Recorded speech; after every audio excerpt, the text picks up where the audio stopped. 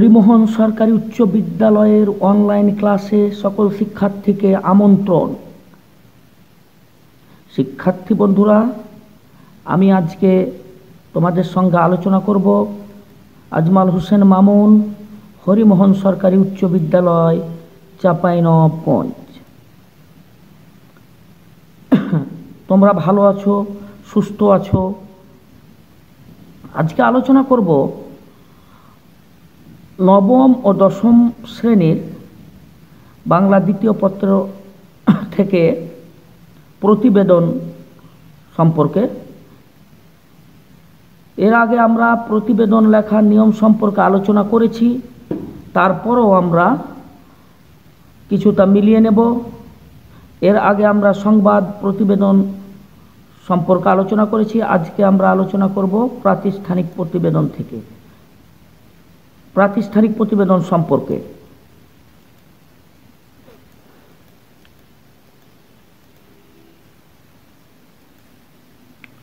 Report. প্রতিবেদনের ইংরেজি শব্দ হচ্ছে রিপোর্ট। এর পারিভাষিক শব্দ হচ্ছে সমাচার, বিবরণী, বিবৃতি বা প্রতিবেদন।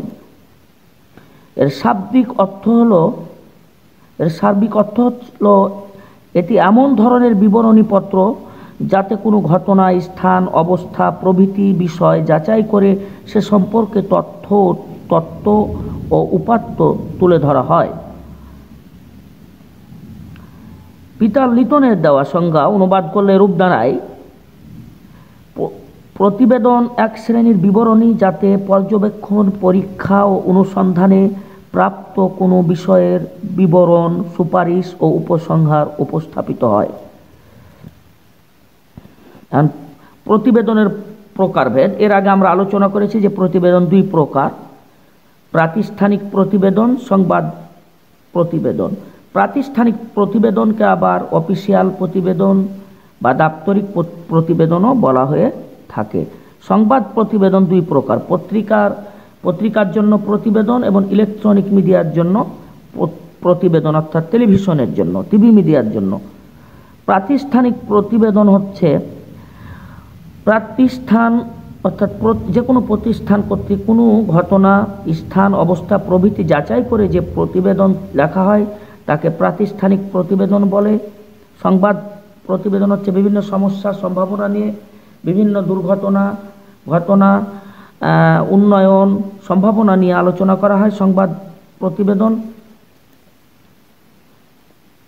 প্রতিবেদনের উদ্দেশ্য।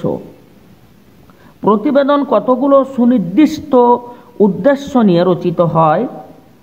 জনমত প্রকাশ বা জনমত গঠন প্রতিবেদনের মূল উদ্দেশ্য। প্রতিবেদন পড়ে জনগণ সচেতন হয়ে থাকে।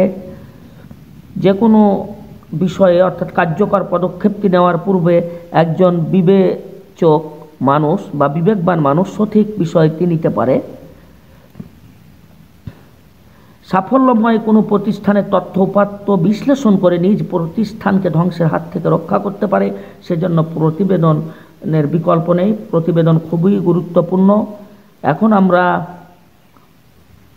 একটি আদর্শ প্রতিবেদন এর বৈশিষ্ট্য অর্থাৎ রচনার বৈশিষ্ট্য গুণাবলী আছে কিছু, যেমন প্রতিবেদনটি হতে হবে নিয়ম অনুযায়ী এবং সুনির্দিষ্ট কাঠামো থাকবে, সত্যনিষ্ঠ বা বস্তুনিষ্ঠ, তথ্য নির্ভর হতে হবে, বক্তব্য হতে হবে সহজ, সরল, নিরপেক্ষ, যুক্তিযুক্ত এবং বাহুল্য বর্জিত। কোনো প্রকার আবেগ, ভাবাশ্বাস প্রকাশের সুযোগ নেই। বাক্য জটিল বা দুর্বোধ্য করা যাবে না, সরল বাক্যে লেখাটাই উচিত।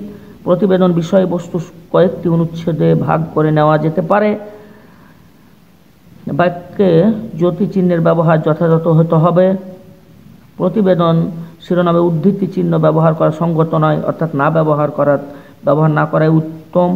সংবাদপত্র প্রতিবেদন প্রকাশের ক্ষেত্রে সুপারিশ গ্রহণযোগ্য নয়, তবে প্রাতিষ্ঠানিক বা দাপ্তরিক প্রতিবেদন রচনার ক্ষেত্রে অবশ্যই সুপারিশ দেওয়াটা যুক্তিযুক্ত। প্রতিবেদন নির্ভরযোগ্য সূত্র প্রাপ্ত বলে কোনো বিষয়কে চিহ্নিত করা যাবে না, বরং সুনির্দিষ্ট তথ্যই থাকবে। সংবাদের ক্ষেত্রে কিছুটা তথ্য বা সূত্র উল্লেখ করা হয়, কিন্তু প্রতিবেদনের ক্ষেত্রে নির্ভরযোগ্য কোনো কথা উল্লেখ করা যাবে না, বা বিশ্বস্ত সূত্রে জানা গেছে, নির্ভরযোগ্য সূত্রে জানা গেছে, এসব শব্দ ব্যবহার করা যাবে না। কারণ প্রতিবেদন হতে হবে বস্তুনিষ্ঠ, সত্যনিষ্ঠ, বাস্তব। প্রাতিষ্ঠানিক প্রতিবেদনের কাঠামো। আমরা এখন লক্ষ্য করব প্রাতিষ্ঠানিক প্রতিবেদন লেখার সময় সূত্র থাকতে হবে, কারণ যে কোনো শিক্ষা অধিদপ্তর থেকেও আসতে পারে সূত্র, যে একটি প্রতিবেদন রচনা করে একটা অনুষ্ঠান সম্পর্কে, এবং সেটি ওই দপ্তরে পাঠানোর কথাও বলা হতে পারে, সেজন্য সূত্র উল্লেখ করতে হবে। এখানে ক ক ক এভাবেই উল্লেখ করা হলো। তারপরে হচ্ছে তারিখ। তারিখ অবশ্যই লাগবে প্রতিবেদন রচনার জন্য। তারপরে এটি আগের, তারপরে তারিখ, তারপরে প্রাপকের পদমর্যাদা ও ঠিকানা লাগবে। এখানে দেওয়া যেতে পারে মাননীয় মন্ত্রী, বরাবর মহাব্যবস্থাপক ইত্যাদি, যাকে সম্বোধন করে লেখা হবে, যার বরাবর লেখা হবে সেখানে প্রাপকের অর্থাৎ পদমর্যাদা ও ঠিকানা সুস্পষ্ট করে লিখতে হবে।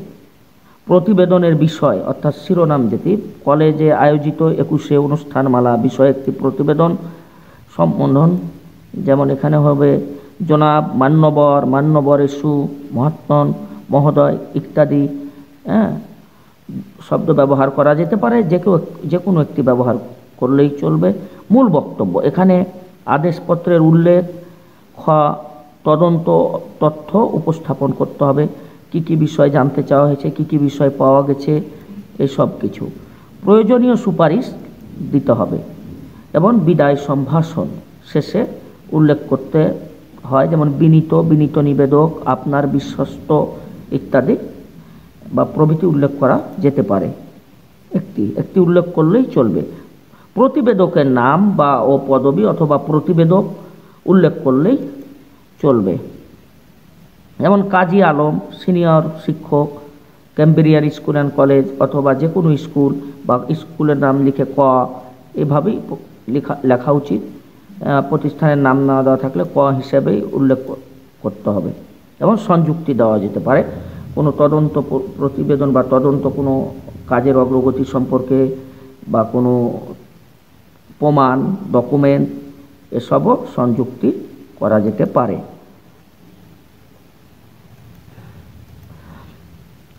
চিঠি এবং খাম। শিরোনামে একটি খাম আঁকতে হবে, অর্থাৎ চিঠির মধ্যেই দিতে হবে প্রেরক, নাম, ঠিকানা এবং প্রাপক। এবং ডাক টিকিটও দেওয়া যেতে পারে, এবং প্রধান শিক্ষককে দিলে সেখানে ডাক টিকিট লাগবে না, তবে প্রেরক এবং প্রাপক বা বরাবর প্রধান শিক্ষক, যে কোনো স্কুল বা উচ্চ বিদ্যালয়, এভাবেই লিখতে হবে। এখন আমরা দেখব একটি প্রাতিষ্ঠানিক প্রতিবেদনের নমুনা। তোমরা খেয়াল করো, সূত্র বা বি 25 বাই বা যেভাবে হোক 2 এভাবে লিখতে হবে। তারপরে মার্চ বা যে কোনো তারিখ তোমরা এখানে লিখলে 2020 লিখবে। তারপরে বরাবর প্রধান শিক্ষক, এখানে উচ্চ বিদ্যালয়। তারপরে তোমরা লিখবে বিদ্যালয়ে গ্রন্থাগার সংক্রান্ত প্রতিবেদন।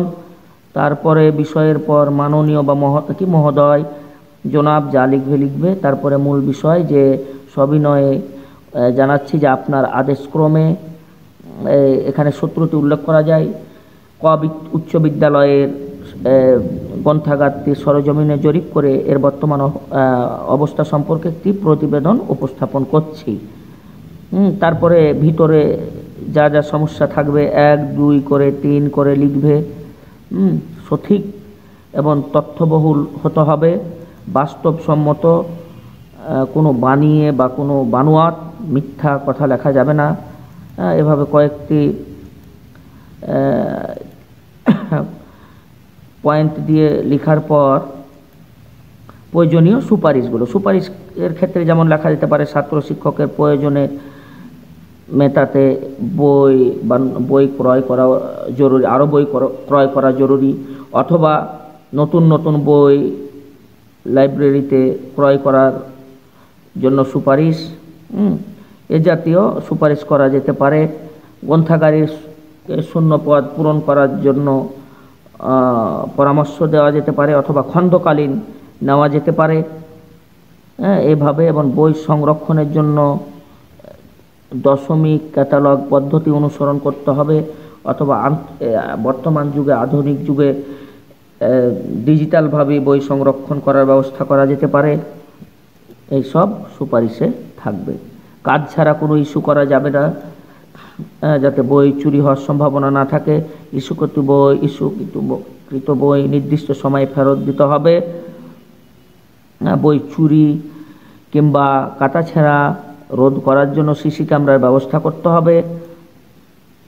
সর্বোপরি গ্রন্থাগারের সঠিক উন্নয়ন তত্ত্বাবধানের জন্য একটি গ্রন্থাগার কমিটি গঠন করে তার উপর দায়িত্ব অর্পণ করলে গ্রন্থাগারের সার্বিক উন্নতি নিশ্চিত করা যাবে বলে আমার বিশ্বাস। এভাবে লিখতে পারে। তারপরে বিনীত সিনিয়র শিক্ষক বা তোমরা শিক্ষার্থীবৃন্দুদের বলছি, শিক্ষার্থীরা তোমাদের নিজের নাম লিখবে, খ উচ্চ বিদ্যালয় এভাবে লিখবে, এবং প্রেরক এবং প্রাপক এভাবে খাম উল্লেখ করতে হবে। আর সংবাদপত্রে কাঠামো সম্পর্কে লিখেছিলাম এর আগে এবং তোমাদেরকে আলোচনা করেছি। তারপরও একটু ধারণা দিচ্ছি যে সংবাদপত্র প্রতিবেদনটি রচনার সময় কে কি কখন কোথায় কিভাবে ইত্যাদি মাথায় রেখে লিখতে হবে। 5W1H ঘটনাটা কি হয়, কেন ঘটেছে, হোয়েন কখন ঘটলো, হাউ কিভাবে ঘটলো, হোয়ার কোথায় ঘটলো, এভাবে লেখা যেতে পারে। তো তোমাদের একটি সড়ক দুর্ঘটনা একটি প্রতিবেদনের নমুনা দেখাচ্ছি। এভাবে শিরোনাম থাকবে, টাঙ্গাইলে ভয়াবহ শিরোনাম, দুর্ঘটনা, নিহত এত। যদি তোমরা মনে করবে, এছাড়া এই যে জেলা প্রতিবেদক টাঙ্গাইল এভাবে লিখতে পারো, অথবা নিজের নাম দিয়েও লেখা যায়, নিজস্ব প্রতিবেদক হিসাবেও লিখতে পারো, যেভাবে লিখবে।